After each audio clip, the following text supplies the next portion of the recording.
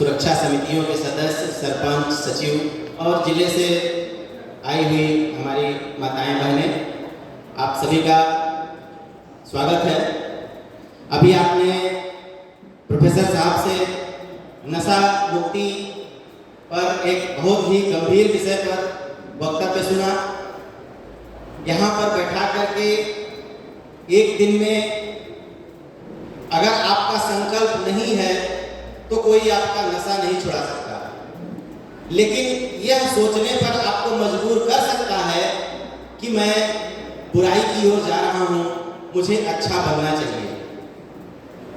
मैं प्रोफेसर साहब की ही बात को आगे बढ़ाते हुए मैं अपने मुख्य बिंदु पर आऊँगा, तनाव प्रबंधन। क्योंकि नशा और तनाव ये दोनों एक दूसरे का पूरक है कि बहुत से लोग एक तर्क यह जरूर देते हैं कि बहुत टेंशन है साहब, इसलिए पी लेता हूं 2-4 पैक। तो बहुत टेंशन है इसलिए पी लेता हूं, यानी तनाव और नशा भी एक दूसरे का पूरक हो सकता है। ऐसा लोगों की भ्रांति है जिसे हमें तोड़ने की जरूरत है। शायद ही यहाँ बैठा हुआ कोई व्यक्ति यह चाहेगा कि मेरा बेटा दारू पिए।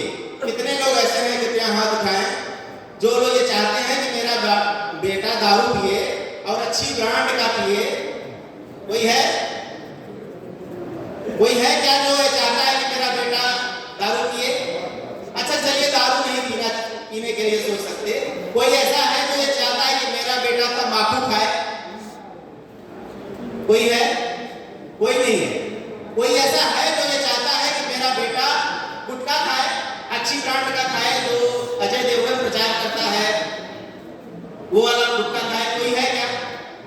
जब एक भी व्यक्ति अपने बेटे को, अपने पति को, अपनी पत्नी को ऐसे नशे में देखना नहीं चाहता, फिर वो खुद क्यों करता है?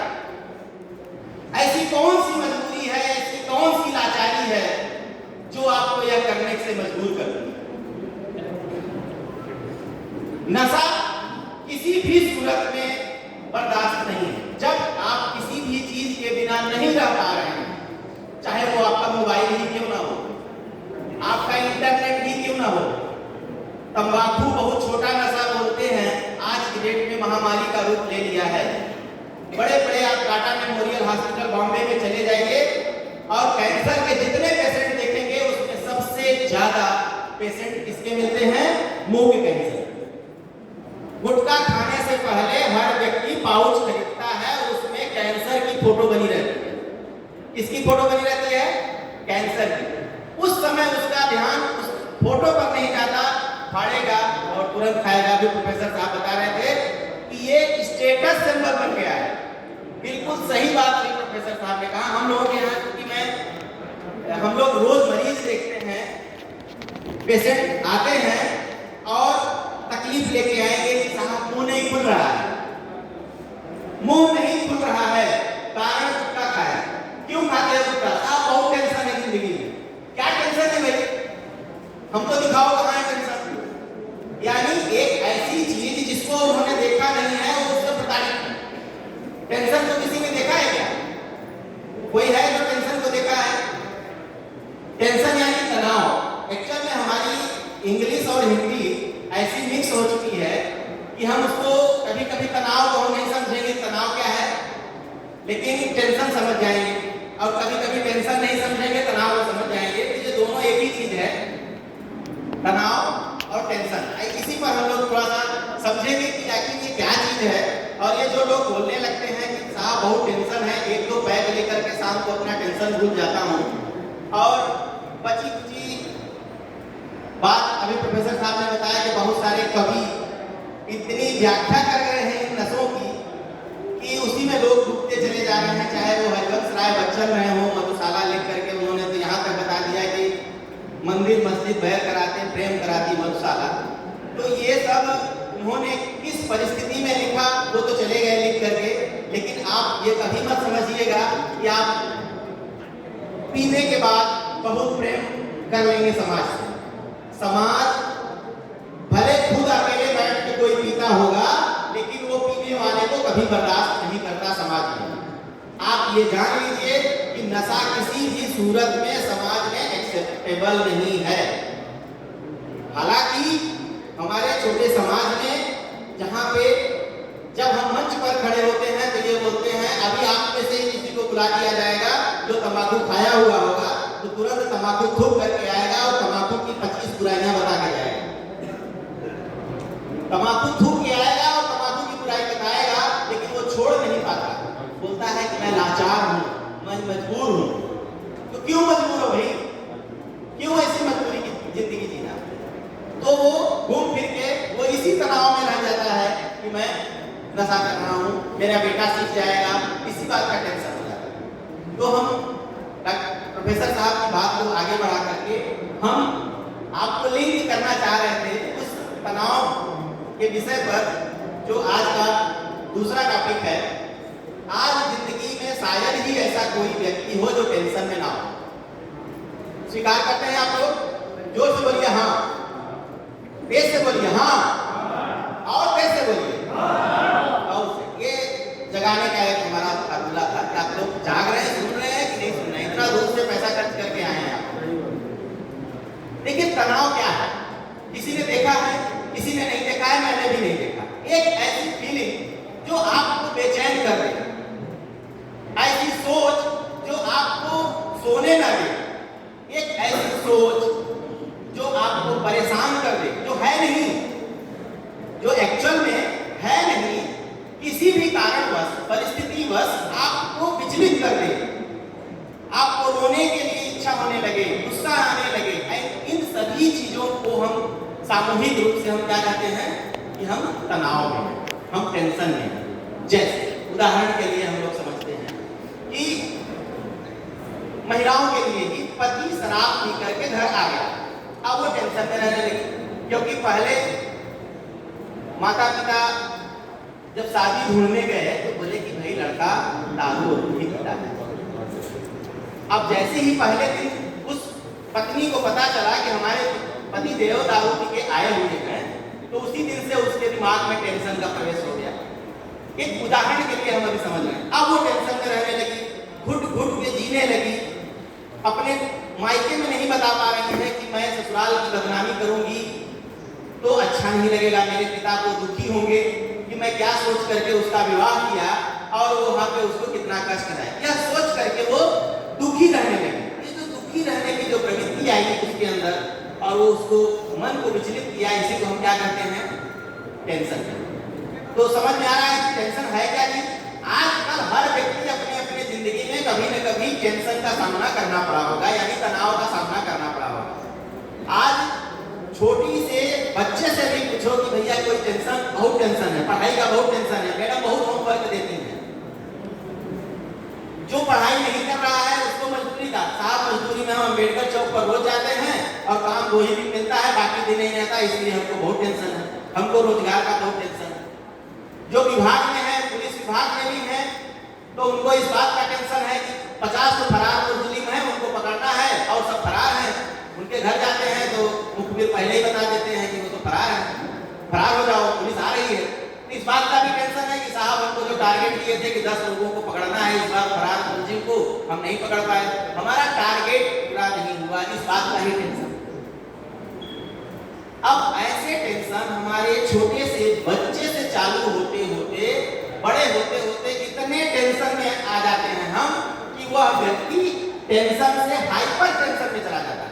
हाइपर टेंशन मतलब हाई बीपी, ब्लड प्रेशर बढ़ जाने को हम लोग अंग्रेजी में मेडिकल भाषा में हाइपर टेंशन कहते हैं। किसी का ब्लड प्रेशर बढ़ा हुआ रहता है तो क्या कहते हैं कि यह हाइपर टेंशन का मरीज है, मतलब उसको बहुत ज्यादा ब्लड में प्रेशर है। यहाँ जिंदगी में जिसके ज्यादा प्रेशर है वही तनाव हमारी जिंदगी खत्म कर देता है।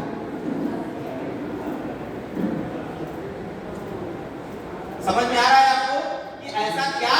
अब जबकि सब जान रहे हैं कि तनाव नाम की कोई चीज सामने देखने को नहीं मिलेगी कि हाँ हमको इससे प्रॉब्लम है, लेकिन फिर भी हम बार बार बोलते हैं कि हम बहुत तनाव में। तो ऐसे क्या क्या कारण हो सकते हैं तनाव के?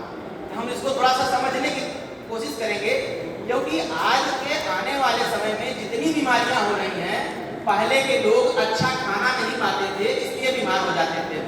गंदा पानी पी लेते थे, क्योंकि नदी नालों का पानी पीना पड़ता था, तो गांव में हैजा डायरिया फैल जाता था। लेकिन आज के समय में लोग इन्फेक्शन से कम तनाव वाली बीमारियां, बीपी, शुगर, डायबिटीज, थायराइड, मन से ज्यादा डिप्रेशन, सुसाइड, ये सब बहुत सारी बीमारियों से लोग ज्यादा ग्रसित हो रहे हैं।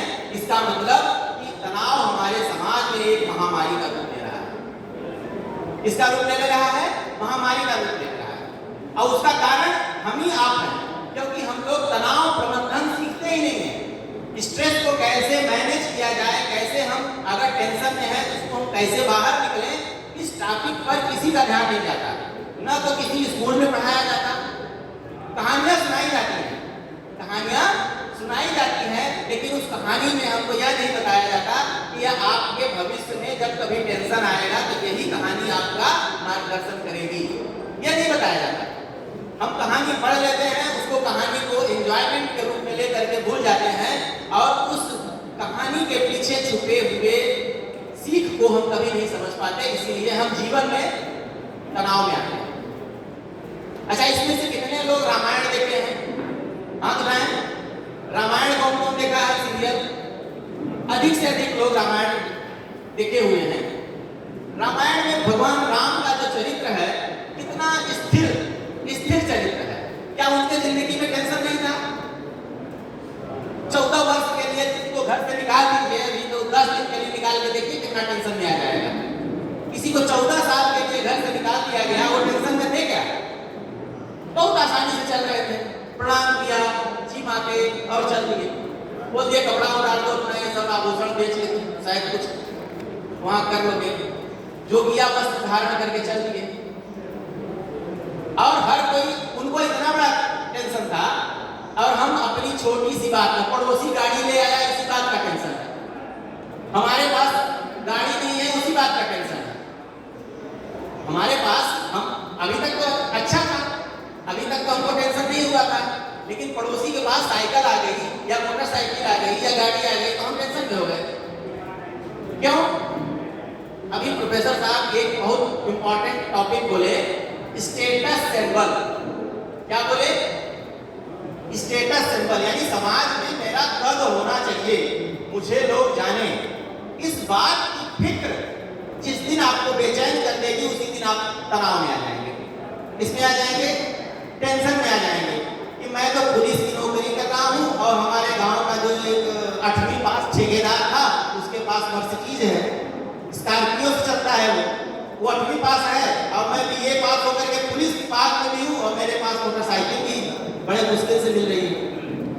जब जिस दिन आप दूसरों से कंपेयर करने लगेंगे कि उसके पास ये है, मेरे पास नहीं है, आप निश्चित टेंशन में हो जाएंगे। और जब टेंशन में हो जाएंगे और लंबे समय तक आपको टेंशन रहेगा, तो आपको डायबिटीज से, ब्लड प्रेशर से, हार्ट अटैक से, ब्रेन स्ट्रोक से, लकवा से कोई नहीं बचा सकता।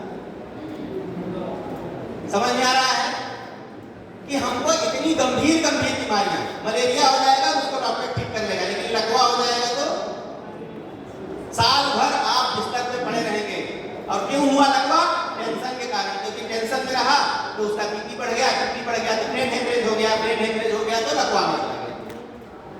तो ऐसे गंभीर विषय के बारे में हम लोग कभी सोचते ही नहीं है कि हम अपने तनाव को कैसे मैनेज करें। हम छोटे से बच्चे को आज हम खुद तनाव देना चालू कर देते हैं। जिस दिन वो स्कूल में जाता है, उसको एडमिशन दिला दिए, उस दिन से हम उसके पीछे डंडा लेके पड़ जाते हैं। कितना बड़ा अत्याचार एक छोटे बच्चे के साथ करते हैं। फर्स्ट आओगे, नहीं तो तुम्हारी घर में कुटाई होगी, क्लास में पहला नंबर आना चाहिए, नहीं तो तुम्हारी कुटाई होगी। अब बच्चा उसी दिन तनाव में आ गया। अब उसको जो याद होना चाहिए था, जिसमें उसको इंटरेस्ट था, नहीं था, उससे कोई मतलब नहीं, तुमको पहला आना है। खेलने चला गया, जहां पे वो बहुत चीजें सीखता, घर में आया डांट खा गया। क्यों खेलने चले गए? तुमको पढ़ने के लिए बोला गया था ना। अब वो लड़का उसी दिन से तनाव में रहने लगा। अब वो पढ़ते पढ़ते पढ़ने की मशीन बन गया। क्या बन गया? पढ़ने की मशीन बन रहा है, कंप्यूटर बना रहा है। जबकि ये हम जानते हैं कि कंप्यूटर भी आदमी ही चलाता है, अपने से नहीं चलाता। चलता। तो हम पहले दिन उसको बोल दिए अब तुम पहला आओगे। अब उसके दिमाग में क्या आ गया कि मुझे फर्स्ट डिवीजन ही आना है, क्योंकि घर का इतना दबाव है। अब अचानक किसी भी कारण से, क्योंकि पूरे क्लास में 50 बच्चे हैं, सबको बराबर पढ़ाया जाता है, हर व्यक्ति की अलग अलग क्षमता है, हर व्यक्ति की अलग अलग बुद्धि है, वो उस हिसाब से नहीं ले पाया और धोखे से फेल हो गया। क्या हो गया? फेल हो गया। अब माँ बाप क्या बोले थे कि तुम फर्स्ट आओगे, नहीं तो घर में आकर के तुम्हारी सुनाई होगी। अब वो लड़का हीन भावना में चला जाता है। किसमें चला जाता है? हीन भावना। एक ऐसी भावना कि उसको लगता है कि मैं अपने मम्मी पापा के पास कैसे जाऊंगा। मैं दोस्तों के सामने, मेरे रिश्तेदारों के सामने मेरे पापा ने बोला था कि तुमको फर्स्ट आना है और मैं फेल हो गया, मैं उनके सामने कैसे जाऊंगा, उनको कैसे मुंह दिखाऊंगा। इसलिए वो हीन भावना में चला जाता है और डिप्रेशन नामक खतरनाक बीमारी में जा सकता है। किसमें जा सकता है? डिप्रेशन में जा सकता है, मानसिक रूप से बहुत कमजोर हो सकता है, या सुसाइड कर सकता है। अभी आप लोग सुने होंगे कहीं सिंगरौली में भी और यहाँ भी 10वीं की छात्रा ने फांसी लगाई। क्यों? पेपर बिगड़ने से परेशान थी। अभी रिजल्ट नहीं आया, रिजल्ट नहीं आया, उसके पहले भी उसको सुसाइड कर दी, फांसी लटक गई। कितने 10वीं साल की बच्ची। यानी तनाव कितना बड़ा हमारे समाज में एक भविष्य खत्म कर दिया उसने। एक आने वाले भविष्य की वो कलेक्टर हो सकती थी, वो अधिकारी हो सकती थी, वो डीएसपी हो सकती थी, लेकिन हमारी एक्सपेक्टेशन ने, हमारे आशा ने, अत्यधिक आशा, हम एक छोटे बच्चे से इतनी आशा कर लिए कि नहीं ये 10वीं क्लास में पूरे प्रदेश में टॉप करेगी, हम उससे आशा कर लिए। अब जब आशा टूटी तो वो निराशा में वो सुसाइड जैसा कदम उठा ले, आत्महत्या जैसा कदम उठा ले। ये हमारी और आपकी जिम्मेदारी है कि हम स्थिर बुद्धि रहें, स्वयं भी रहें और बच्चों को भी कोई ट्रेनिंग दें। हम बच्चों को खेलने नहीं देते। जो लोग खेल खेलते हैं वो जानते हैं कि खेल में हार होती है और जीत भी होती है। तो हारने वाला व्यक्ति भी हाथ मिला करके खुशहाली व्यक्त करता है, लेकिन हम आज बच्चों को खेलने नहीं दे रहे हैं। उनको क्या पढ़ने की मशीन बना रहे हैं और वहां पे उनको फर्स्ट ही आना है। और जिस दिन वो जिंदगी में कभी हार जाते हैं तो उस हार से कैसे निपटना है ये उनको सिखाया ही नहीं गया है। बच्चे ने मांगा कि मुझे कुरकुरे ला दो, हम तुरंत बाजार से गए कुरकुरे ला दिए। फिर बच्चे ने मांगा मुझे पेंसिल ला दो, हम बाजार से गए पेंसिल ला दिए। उसकी हर डिमांड को हम पूरी करते चले गए, क्योंकि मैं अपने बच्चे को बहुत मानता हूँ। और बोलते भी हैं, मैं चांद का तारा मांगेगा, आसमान का तारा तो मैं अपने बच्चे के लिए ले आ दूंगा, क्योंकि मैं अपने बच्चे से प्यार करता हूँ। ये नहीं बोलते कि मेरे बच्चे को जो उचित होगा वो मैं ला के दूंगा। क्या बोलते हैं? जो मेरे बच्चे को चाहिए मैं वो ला के दूंगा।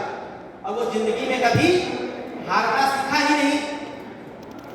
हम फर्स्ट लाते गए, माँ की बाप भी जो हम चाहे वो हमको लाते गए, और हार जीत तो हमारे कंट्रोल में है नहीं। भगवान श्री कृष्ण ही गीता में लिख दिए हैं कि कर्मण्येवाधिकारस्ते मा फलेषु कदाचन मा कर्म फले हेतु भूमाते संसद कर्मणि। यानी हमारे फल की इच्छा तो आपके उसमें है ही नहीं। भगवान ने ही बोल दिया कि आप कर्म करो। अब कर्म उसने किया है और फेल हो गया, और हमने जिंदगी में उसको हारना सिखाया ही नहीं है, तो क्या करेगा वो बच्चा? क्या करेगा? उसके पास क्या ऑप्शन है? जिंदगी में हमने उसको हमेशा विजय ही दिलाई है, चाहे उसकी इच्छाओं की विजय हो, चाहे उसको क्लास में पढ़ाई के लिए हो। वो हमेशा हमने उसको क्या टॉप पे रखा है, और आज वो फेल हो गया, उसके पास क्या ऑप्शन है? अब उसके पास दो ऑप्शन, क्या दो ऑप्शन है? या तो वो आत्महत्या कर लेगा, किसी को नजर नहीं दिला पाएगा, या तो डिप्रेशन में चला जाएगा, और तीसरा ऑप्शन जिस पर अभी आप लोगों ने लेक्चर सुना, नशे की तरफ चला जाएगा। किसमें चला जाएगा? नशे की। जब वो टूटता है, ऐसे ही समय नशेड़ी लोग, दारू पीने वाले लोग, गांजा पीने वाले लोग, अफीम चरस बेचने वाले लोग बहुत खुश होते हैं।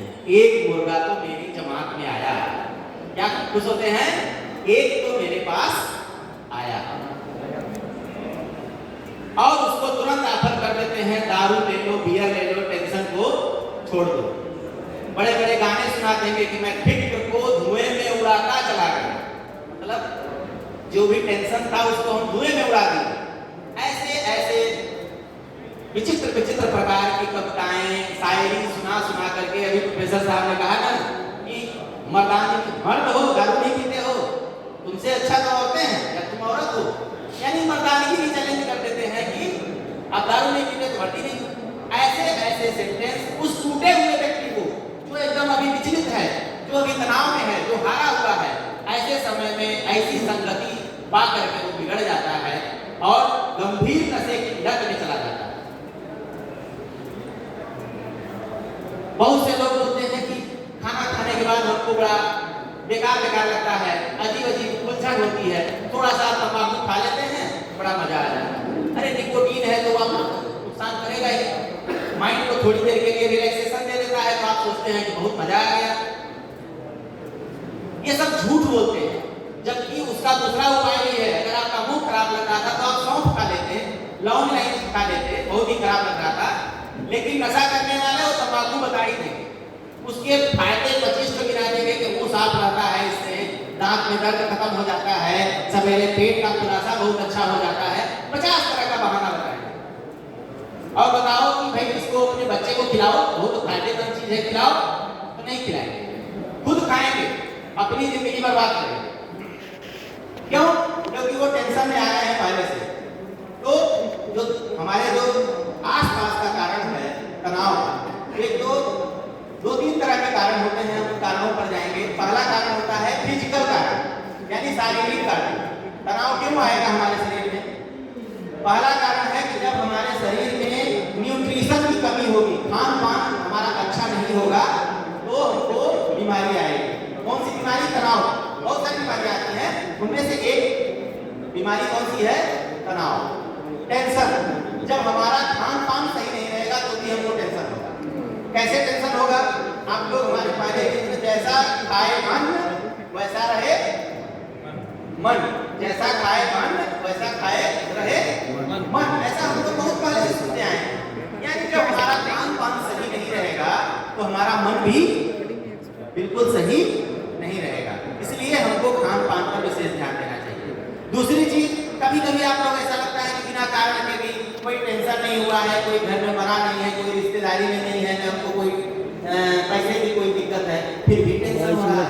तो ऐसे कंडीशन में कभी कभी विटामिन प्रोटीन की कमी भी टेंशन का कारण होती है और आदमी टेंशन में रहने लगता है, डिप्रेशन में चला जाता है, उसको नींद बहुत आती है, भूख खत्म हो जाती है या नींद ही गायब हो जाती है। ऐसी बहुत सारी दिक्कतों का सामना उस व्यक्ति को करना पड़ सकता है। फिर दूसरा कारण क्या होता है कि मानसिक कारण, कि हमारा एक दोस्त था वो हमको गाली दे दिया, अब हम अपमान ले लिए, हमको समाज में जाकर के उसने हमको गाली दे दी। अब इस बात, अरे गाली दे दी तो आपके शरीर में चिपकी तो नहीं, आपका कुछ नुकसान तो नहीं हुआ, लेकिन हम अपने अहंकार को सामने ले आ लेते हैं। इसको ले आ लेते हैं अहंकार को, और जब अहंकार हमारा टूटता है तो हम किसमें चले जाते हैं? तनाव में चले जाते हैं। और जब तनाव में चले जाते हैं तो उससे बचने के तरीके तो हमको बताए ही नहीं गए हैं कि अगर कोई तुमको गाली दे दे तो तुमको क्या करना है। हम कभी अपने बच्चे को सिखाते हैं क्या कि कोई बाजार में तुम जा रहे हो और तुमको एक झापड़ बिना कारण के कोई मार दे तो क्या करोगे? क्या करोगे? कभी हम सिखाते हैं क्या? कभी नहीं सिखाते कि तुम वहां पे शांत रहना, स्थिर बुद्धि से काम लेना, समझना। ठीक है, ऐसी कोई चीज हम उसको बताते नहीं कि कानून भी आपकी मदद करेगा, तो पुलिस में जाना, शिकायत करना या हमको बताना, ये कुछ नहीं बताते हम। अब उस समय अचानक उसको झापड़ पड़ गया गाल में, वो क्या करेगा? उठाया चक्कू और दे मारा गुस्से में, क्योंकि उसको उसका मैनेजमेंट पता ही नहीं है कि हमको अपने गुस्से को मैनेज कैसे करना है। तो यह एक ऐसा विषय है जिसको हर किसी को सोचना पड़ेगा कि हमारे आने वाली पीढ़ी को हम टेंशन से कैसे बचाएं, उनको जीवन जीने की कला कैसे सिखाएं। भाई सामाजिक तीसरा जो कारण है वो सामाजिक है। ये सामाजिक में क्या होता है कि समाज में ऐसे बहुत से लोग हैं जो दिनों दिन तरक्की कर रहे हैं, बहुत से ऐसे लोग हैं जो दिनों दिन तरक्की नहीं कर पा रहे हैं। समाज में ऊंच नीच की खाई इतनी बढ़ती जा रही है, ये भी एक तनाव का कारण है। अब जो मेहनत ज्यादा कर रहा है वो ज्यादा पैसा कमाएगा, ज्यादा पैसा कमाएगा ज़्यादा आएगा, और हम उसके बगल में हैं, हम टेंशन में हैं कि उसके पास तो एसी लग गया, उसके कमरे में पंखा लग गया, उसकी घर की पुताई अच्छी हो गई, तो हम उसको पाने के लिए फिर हम क्या करते हैं, अगर हम मेहनत नहीं कर पाते तो तनाव में रहते हैं, या तनाव में हम दो तरीके से कर सकते हैं, या तो हम अपराध की तरफ चले जाते हैं उस तनाव में उसको पाने के लिए, या तो फिर हम डिप्रेशन में चले जाते हैं, अवसादग्रस्त हो जाते हैं और मन ही मन अपने आप को उड़ने लगते हैं। ये सामाजिक कारण है जो समाज से मिल जाता है। और ऐसे ही समय में व्यक्ति नशे में भी जा सकता है, जैसा अभी प्रोफेसर साहब ने बताया कि ऐसा व्यक्ति नशे में चला जाता है। तो इसलिए हमको यह जानना बहुत जरूरी है कि तनाव या टेंशन के कारण कौन कौन से हैं। हम लोगों ने अभी मेन 3 कारण देखे। फिजिकल कारण जो हमारे शरीर में खान पान से हो सकता है, मेंटल कारण जो कोई दुखी हो गए, कोई पति किसी का मर गया, किसी का बेटा मर गया, या कोई ऐसी उसके साथ स्वयं की घटना हो गई, उसका बिजनेस लॉस हो गया, उसको नौकरी नहीं मिली, इस कारण जो स्वयं से अंदर से जो बात आई उसको हम मानसिक कहते हैं। और सामाजिक कारण, समाज में जब हम अपना स्टेटस बनाने के चक्कर में, अपने आप को स्थापित करने के चक्कर में जब हम स्ट्रगल करते रहते हैं, उस समय जो तनाव आता है उसे सामाजिक तनाव कहते हैं। तो हमको इस तनाव से बचने की शिक्षा अपने बच्चे को भी देना है। मैं आप लोगों को एक छोटी सी कहानी सुनाना चाहता हूँ, थोड़ा सा ध्यान देंगे, इससे आप लोग से मैं अभी पूछूंगा भी इसी पर, इसलिए इसको थोड़ा ध्यान से सुनिएगा। एक लड़की 10वीं क्लास में 5 बार फेल हुई। कितने बार फेल हुई? 5 बार लगातार वो फेल होती जा रही थी। 5 बार जब लगातार फेल हुई, उसके बाद वो डिप्रेशन में चली गई। किसमें चली गई? डिप्रेशन में चली गई। दिन भर उदास बैठे रहना, कमरा बंद कर ली, न किसी सहेली से मिलना, न किसी रिश्तेदारी में जाना। क्यों? क्योंकि उसको शर्म लगती थी कि मैं एक ही क्लास में 5 बार फेल हो गई। इसलिए वो क्या हुआ, जब पहली बार फेल हो गई तो लोग उसको हंस दिए कि कैसे क्या पढ़ाई की थी, फेल हो गई। फिर उसके बाद दूसरी बार में उसको हंस दिए लोग कि तुम क्या पढ़ती लिखती हो, तुम्हारे मम्मी पापा यही पढ़ाते हैं, तुम्हारे टीचर यही पढ़ाते हैं। तो ऐसा बोलते बोलते उसको लोग डिमोरलाइज करते गए। मतलब उसके जो हिम्मत थी उसको लोग तोड़ते चले गए, क्योंकि आजकल हिम्मत बढ़ाने वाले बहुत कम लोग हैं, हिम्मत तोड़ने वाले हर जगह मिल जाए। जब वो एकदम हीन भावना करके, किवाड़ बंद करके सुसाइड का सोचने लगी, इसका सोचने लगी, आत्महत्या करने की सोचने लगी, उसके पिता ने यह देखा, उसके पिता ने यह देखा कि मेरी बेटी अब इतने गंभीर उसमें चली गई है, क्योंकि उसको उसने समय ही नहीं दिया, क्योंकि आज हर पिता के पास अपने बच्चों के लिए टाइम नहीं है। शायद ही 10% ऐसे लोग हैं जो अपने बच्चे से ये पूछते हैं कि तुमको क्या परेशानी है। बाकी सब अपने अपने काम में, अपने जॉब में इतने व्यस्त हो गए हैं कि उनसे दोस्ती के जैसा एक मित्रवत पूछने की समय ही नहीं है। लेकिन उस पिता ने समझा कि मुझे इसे मित्रवत पूछना चाहिए।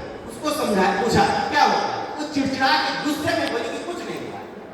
समझिए, बहुत टेंशन में थी, उसने गुस्से में कहा कि मुझे कुछ नहीं हुआ है। तो फिर बोले कि तुम मेरे पास आओ, मेरे साथ किचन में चलो। कहाँ चलो? किचन में चलो। तो गुस्सा के बोली क्यों नहीं जाऊँ किचन में, मेरे को कोई नहीं काम अच्छा लग रहा है, मैं नहीं जाऊँगी किचन में, मैं तो 5 बार फेल हो चुकी हूँ, मुझे कुछ नहीं आता। अब उसको अंदर हीन भावना आ गई ना, वो सोचिए कि खाना बनाने के लिए बोल रहे हैं, वो गुस्से में बोली कि मैं नहीं जाऊँगी मैं किचन में। फिर भी उसके पिता ने कहा कि तुम मेरे साथ चलो, और उसको किचन में ले गए और गैस के चूल्हे पर 3 गंजों में पानी डाला। क्या डाला? पानी। तीनों चूल्हों के जो आग है, गैस को जला दिया। अब पानी खौलने लगा। एक बार उसमें भगोने में, गंजे में आलू डाला। क्या डाला? आलू डाला। उसको उसी से डलवाया। उस लड़की से ही बोला कि ये लो आलू इस गंजे में डालो।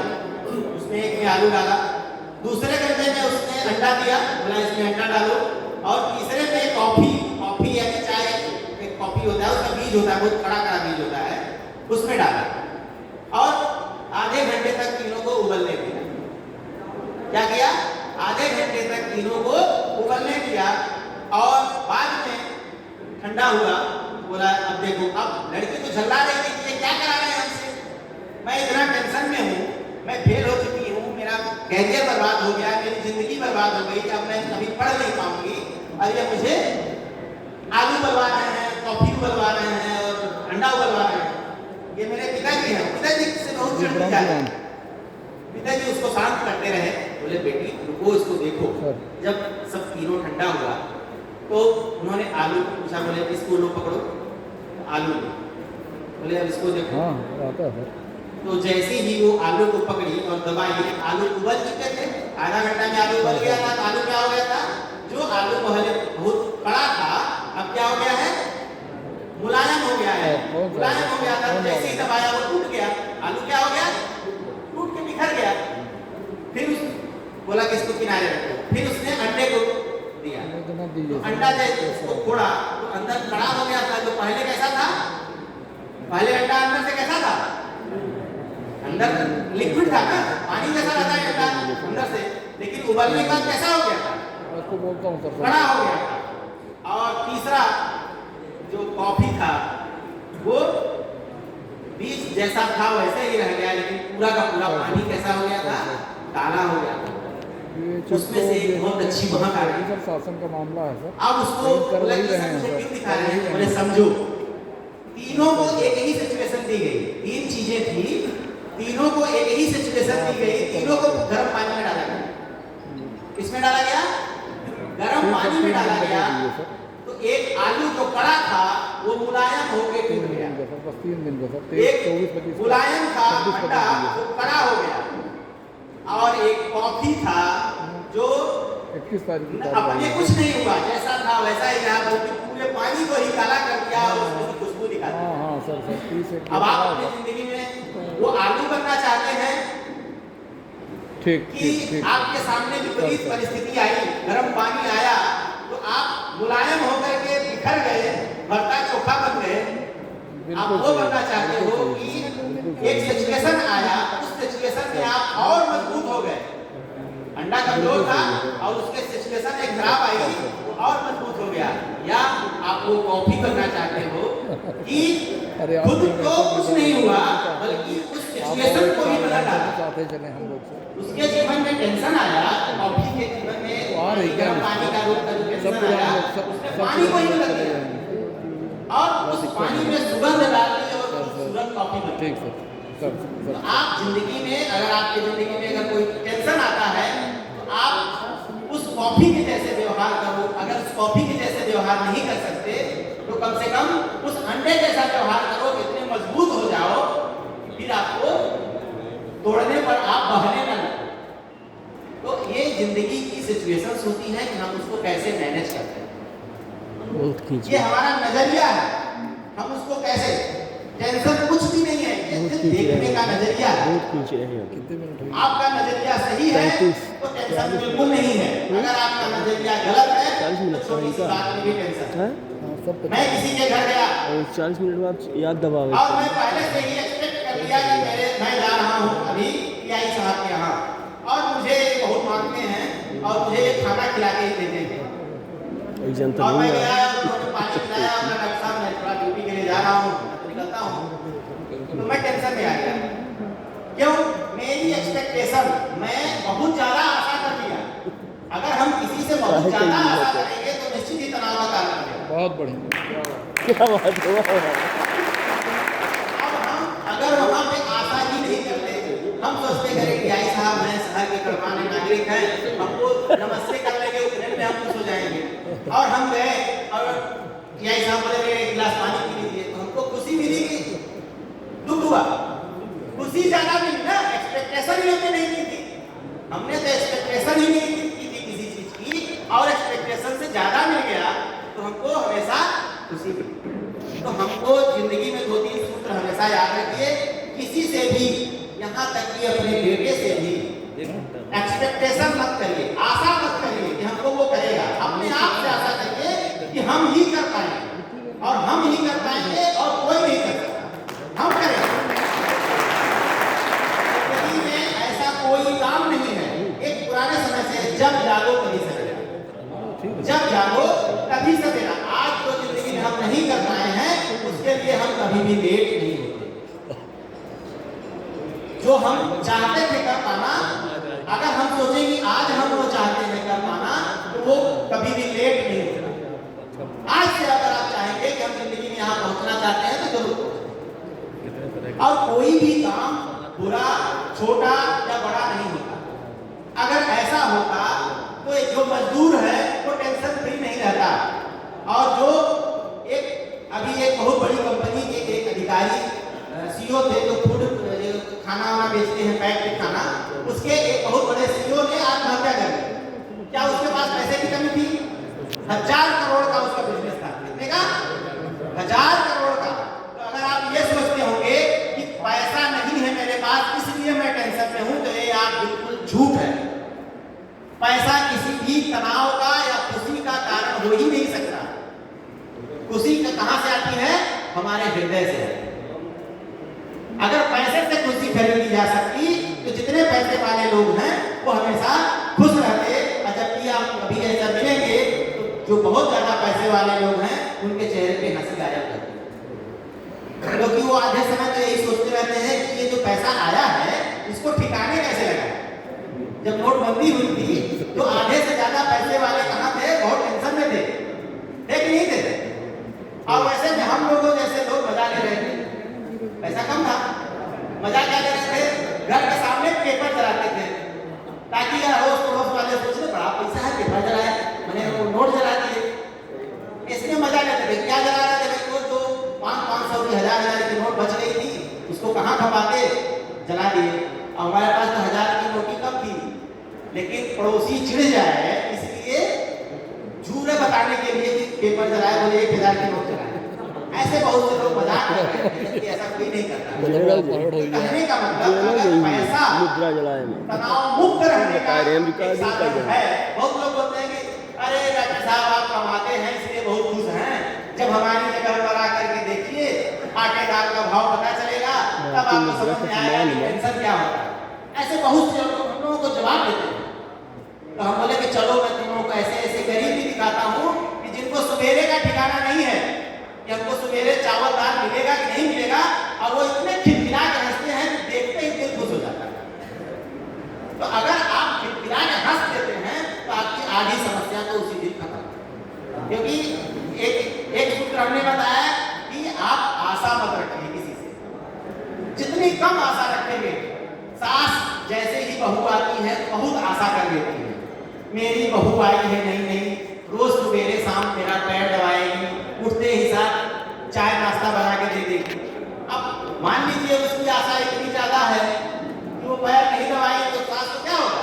तो तुरंत पड़ोस वाली चाची के पास पहुंच जाएगी, मेरी बहू बड़ी खराब है, पड़ोस में जाके बोलेगी। और उसी दिन से वो टेंशन में आ जाएगी। अच्छा पहले ही उसको टेंशन तब नहीं था, इस बात का टेंशन था कि मेरा बेटा आज से पराया हो। माँ को सबसे ज्यादा टेंशन यही से चाहती होती है कि मेरे बेटे के प्यार में हिस्सेदार निभाने वाली एक बहू आ गई। जो बेटा मेरे को टाइम देता था किसको टाइम देगा? बहू को। और वो आगे साथ ओवर एक्सपेक्ट कर ली, बहुत ज्यादा आशा कर ली कि मेरी बहू इतना काम करेगी, उतना नहीं की। दूसरे दिन से सास तनाव में चली गई, तनाव में चली गई, उसका बीपी बढ़ गया, बीपी बढ़ गया तो लकवा मार गया।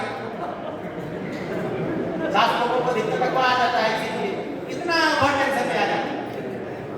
तो उनको अगर वो अपनी आशाओं को कम रखती और अगर वो एक कप चाय भी ले लेती तो कितना खुशी होती उसको, तो वो खुशी से जीती। अब वो दुख में जी रही है। ये आपके ऊपर डिपेंड करता है कि आप किसी सिचुएशन को खुशी से ले रहे हैं कि आप किसी सिचुएशन को दुख में बदल रहे हैं। ये आपके ऊपर है, कोई चीज ऐसी नहीं है कि हम उसको करें। छोटा बच्चा है, अगर वो 10 नंबर भी लाया है 100 में से, उसको बढ़िया पीठ कर दबा के वाह 10 नंबर लाया। हम तो सारा कितने नंबर लाते थे? हम तो जब हम लोगों का परीक्षा होता था तो सेकंड डिवीजन आ जाता था, यानी 50%। सेकंड डिवीजन आए हैं तब ताला खड़ा करते। आप कोई बोलो फर्स्ट डिवीजन का सवाल ही नहीं होता। आप बोलते हैं 99%, 98%, जो 90% आया, 90% आया, क्या पढ़े थे? 90%। वो देखो शर्मा जी का लड़का 95% लाया है। तुरंत हम दूसरों से कंपेयर करते। तीसरा कारण, दूसरों से कंपेयर करना छोड़िए। हर व्यक्ति की अपनी अपनी क्षमता है, अपना अपना फिगर है, हर व्यक्ति अपना अपना स्ट्रेंथ है, उसकी ताकत है, उसी हिसाब से वो रिएक्ट करेगा। आप टेनिस की बॉल को पटकेंगे तो इस छत को छू जाएगी, कॉर्क की बाल को पटकेंगे तो यहीं तक आएगी, लोहे की बाल को पटकेंगे तो थोड़ा ही दूर जाएगी। तीनों ही बॉल है, तीनों की क्षमता अलग अलग है। तो हम हर व्यक्ति को एक ही तराजू में कभी नहीं तोड़ना चाहिए, न हर व्यक्ति से हर चीज की आशा करनी चाहिए, तभी हम तनाव मुक्त रह सकते हैं। और अगर तनाव मुक्त रहेंगे तभी हम बड़ी बड़ी बीमारियां, जैसे हम बताए, होता क्या है, जब हम टेंशन में रहेंगे तो हमारा भूख चला जाएगा, हमारी नींद चली जाएगी, हम खाना नहीं खा पाएंगे, तो हमारा शरीर कमजोर होगा। जब शरीर कमजोर होगा तो और भी दूसरी बीमारियां आना चालू हो जाएंगी। इसलिए हम इस बात पर जरूर सोचें। मैं एक दिन में आप लोगों को टेंशन 40 नहीं मिनट कर आप भी सकता है, खींचेंगे, हमको लग रहा है। बहुत से टेंशन होंगे, प्रधानमंत्री आवास का पैसा आया है, हितग्राही के खाते में चला गया है और सेक्रेटरी को घर बनवाना है। कितना बढ़िया कंट्रोवर्सी पॉइंट। शासन की योजना आई है कि खाते में पैसा गया है किसके, जो उसको घर बनना है, अब बनवाने की जिम्मेदारी किसको दी गई है, सेक्रेटरी को। अब वो सेक्रेटरी कैसे टेंशन में आ गया, खाते में पैसा उस पर डाले, घर में बनवाओ, वो टेंशन में आ जाएगा। तो ऐसे एक दिन में इस तरह के लेक्चर लेकर के आपको टेंशन मुक्त नहीं कर सकते, लेकिन आपको यह सोचने पर जरूर मजबूर कर सकते हैं कि ये एक ऐसा विषय है जिसमें हमको हर व्यक्ति को ये सोचना होगा कि हमारे जीवन में हम अपने आप को समय दें। हम दुनिया भर को समय देते हैं, उस अपने साहब के पास टाइम है, अपने लिए क्या करते हैं। यहाँ पे इतने लोग बैठे हैं, ईमानदारी से सोच के सोचे कि मैं अपनी जिंदगी के लिए, अपनी खुशी के लिए मैं क्या कर रहा हूँ, अपने आप को खुश करने के लिए मैं क्या कर रहा हूँ। कितनी महिलाएं बैठी हुई हैं, मैं इनको प्रणाम करता हूँ, कितने दूर दूर से कम पूरे जिले की महिलाओं का प्रतिनिधित्व करने के लिए कम से कम 5 लोग तो उपस्थित हैं, जिनके लिए जोरदार ताली हो जाए। महिलाएं पूरे घर को संभालती हैं। अगर सबसे ज्यादा आत्महत्या पुरुष और महिलाएं, दोनों में महिलाएं ज्यादा कर लेती हैं, क्योंकि आप अपनी अपनी घर की महिलाओं को टाइम दीजिए, प्यार से बोलिए। जितना प्यार से आप पड़ोसी से बोलते हैं या पड़ोसी की महिलाओं से बोलते हैं, उतना प्यार से अपने घर में बोलते तो आधी समस्याओं का समाधान नहीं है। डॉक्टर साहब बड़ा लफड़ा कही रहे ना अपना। हंसने की बात हो सकती है, बट एक्चुअल में जो प्रॉब्लम हम लोग देखते हैं क्लिनिक में, प्रैक्टिकल अनुभव बोल रहा हूँ क्या ही डॉक्टर इनका साहब। मुंह जैसे ही बाहर रहते हैं खूब खिलखिलाते जाते हैं, अब जैसे ही घर में आते हैं आपको देख के उतर जाते हैं। ये बहुत सी महिलाओं का प्रॉब्लम है और वहीं से उनको तनाव होता है, और सबसे ज्यादा तनाव इसीलिए महिलाओं को हो जाता है क्योंकि उनका पुरुष के लिए पूरा संसार उसका परिवार है, लेकिन महिला के लिए उसका परिवार ही पूरा संसार है कि नहीं। पुरुष के लिए पूरा संसार उसका परिवार हो जाता है, लेकिन महिला के लिए उसका पति, बच्चा, उसका परिवार ही उसका संसार बन जाता है। उस संसार के आगे वो नहीं जा पाता, इसीलिए वो अपनी मन की भावना, अपनी फीलिंग्स नहीं व्यक्त कर पाती, और जब कभी कोई ऐसा सिचुएशन आता है तो वो टूट जाती है, और टूट करके डिप्रेशन में और बहुत सारी बीमारियां उनको घेरे लेती हैं। इसलिए आप हॉस्पिटलों में जाएंगे, देखेंगे महिलाओं की संख्या ज्यादा रहती है। क्यों? क्योंकि वो तनाव में रहती है, उनको हंसने का, मुस्कुराने का, बोलने का, अपनी भावनाओं को व्यक्त करने का समय ही नहीं मिलता, और यही मूल तनाव का कारण है। चाहे वो पुरुष हो चाहे महिला हो, अपनी भावनाओं को व्यक्त करने के लिए 4 दोस्त आप नहीं बना सकते, 4 ऐसे व्यक्ति नहीं इकट्ठा कर सकते जिनको आप अपनी फीलिंग्स बता सको, जिनके कंधे पर अपना सर रख के रो सको। आंसुओं का वजन नहीं होता, होता है क्या? आंसू जो निकलते हैं इसका वजन होता है क्या? लेकिन निकल जाने के बाद बड़ा जी हल्का हो जाता है, होता है कि नहीं? शायद कभी कोई फील किया होगा कि इन आंसुओं का कोई वजन नहीं होता, लेकिन इनके निकल जाने के बाद पूरे शरीर का वजन हल्का हो जाता है, यानी मन बहुत हल्का हो जाता है। तो ऐसे आंसू को निकालने के लिए भी जगह चाहिए, ऐसे ही आंसू नहीं निकलते। जब हमको किसी का मरहम वाला हाथ मिलता है तभी आंसू निकलते हैं। अपने जिंदगी में ऐसे लोगों के लिए जगह जरूर रखिए जो आपके दिन को खोल दे। क्या दें, दिल को खोल दें, तभी आपका तनाव कम होगा। एक जहाँ पे हार्ट का सर्जरी होता है ना, हार्ट समझते हैं, दिल का जहाँ सर्जरी होता है वहाँ दीवार पर एक ऐसी हॉस्पिटल के सामने लिखा था कि दिल खोल लिया होता अगर यारों के साथ, क्या दिल खोल लिया होता अगर यारों के साथ, यूं खोलना न पड़ता औजारों के साथ। क्या बात। हार्ट के अगर हम यारों के साथ, अपने दोस्तों के साथ अपने दिल को खोल लिए होते तो आज ये औजारों के साथ नहीं खोलना पड़ता। कितनी अच्छी बात है। तो हमारे जीवन में ऐसे 4 लोग, 10 लोग, 20 लोग सामाजिक बनिए। क्या बनिए? सामाजिक बनिए। यही सब तनाव प्रबंधन के मूल विषय है। तनाव प्रबंधन, जब हम अपने तनाव को प्रबंधन में रखेंगे, अपने अंडर में रखेंगे अपना टेंशन, हम जब चाहेंगे तो गुस्सा होंगे, नहीं चाहेंगे तो नहीं गुस्सा होंगे। आप मुझे गाली दे के देखो, भगवान श्री कृष्ण से देखो, भगवान श्री कृष्ण से सीखो। वो बोल दिए थे कि 100 को गाली दे, चाहे कुछ भी दो, 100 गाली दोगे हम कुछ नहीं करेंगे। तो 100 गाली तक कम से कम भगवान श्री कृष्ण सहे थे, आप भी 100 गाली सहने की क्षमता तो रखो। कितने लोग भगवान श्री कृष्ण को बोलते हैं, मानते हैं? बोलिए श्री कृष्ण भगवान की। भगवान श्री कृष्ण 100 गाली सहे थे और हम लोग 2 गाली सहने की क्षमता नहीं रखते। 2 गाली भी सुनते ही साथ हम अपने आपे से बाहर हो जाते हैं और कानून व्यवस्था को हाथ में ले लेते हैं। समझ रहे हैं? मतलब जो काम कानून को करना चाहिए वो हम करने लगते हैं, वहीं पे हम कानून तोड़ देते हैं। और कानून तोड़ेंगे, अगर हम कानून तोड़ेंगे, चाहे हम बहुत करीबी होंगे पीआई साहब के, छोड़ेंगे नहीं हमको। छोड़ेंगे क्या? ये तो मानते हैं कि छोड़ेंगे नहीं, क्योंकि उनके भी हाथ किससे बने हैं? कानून से बने हैं। हर व्यक्ति अपने अपने काम से बंधा हुआ है, तो अपना काम तो हर जगह करेगा। तो ये हमारी जिम्मेदारी है कि हम अपने आप में नियंत्रण कैसे रखते हैं। इसके लिए हम कितनी चीजों का सहारा ले सकते हैं। सबसे पहला क्या? अच्छा खाना। क्या? अच्छा खाना। हम एक बैलेंस डाइट में सब्जी, भाजी, दूध, दही, जब हम अच्छा खाएंगे तो अच्छा हमारा शरीर रहेगा, अच्छा शरीर रहेगा तो अच्छा मन रहेगा, अच्छा मन रहेगा तो हम अच्छा सोचेंगे। तो अच्छा खाना हमारा डाइट। दूसरा क्या चीज? अच्छे लोग हमारे साथ रहे। क्या रहे? अच्छा खाना रहे और हमारे आसपास अच्छे लोग रहे। बुरी संगति आपको निश्चित बुरा बना देगी, और नहीं बुरा बनाएगी। हाँ बोलो। तो कम से कम आपके ऊपर कलंक तो जरूर लगेगी। भले आप किसी आप रोज बैठना चालू कर दो तो 4 दिन समाज में बोलने लगेंगे कि ऐसा तो हो ही नहीं सकता कि डॉक्टर साहब पीते नहीं होंगे, रोज उसी के साथ बैठे रहते हैं तो जरूर पीते होंगे। समझ रहे हैं? आप संगत ही आपके कैरेक्टर को डिसाइड कर देती है। जबकि 50 मिनट तक घड़ी दिखाई। अच्छा खाना तो हमको चाहिए ही, आपको अच्छे लोग भी चाहिए। कैसे लोग चाहिए? अच्छे। ठीक है? तो मित्रता ऐसे लोगों से करिए जो आपको, आपके शुभचिंतक हो, उनमें कोई बुराई ना हो, ताकि आपके ऊपर कलंक ना लगे।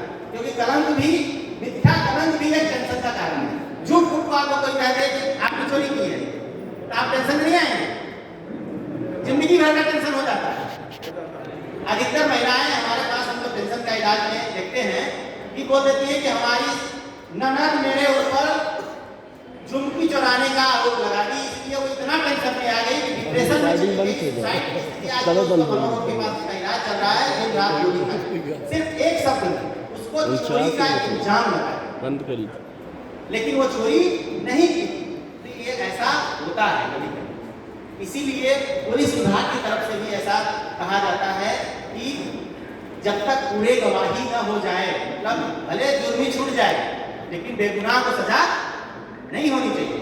कहा जाता है, सुने नहीं कि बेगुनाह को किसी भी सूरत में सजा नहीं होनी चाहिए। इसके पीछे रीजन यही है कि अगर वो बेगुनाह है और उसको बिना किए भी सजा मिल गई तो वो टूट जाएगा अंदर से, और वो तनाव में बहुत सारी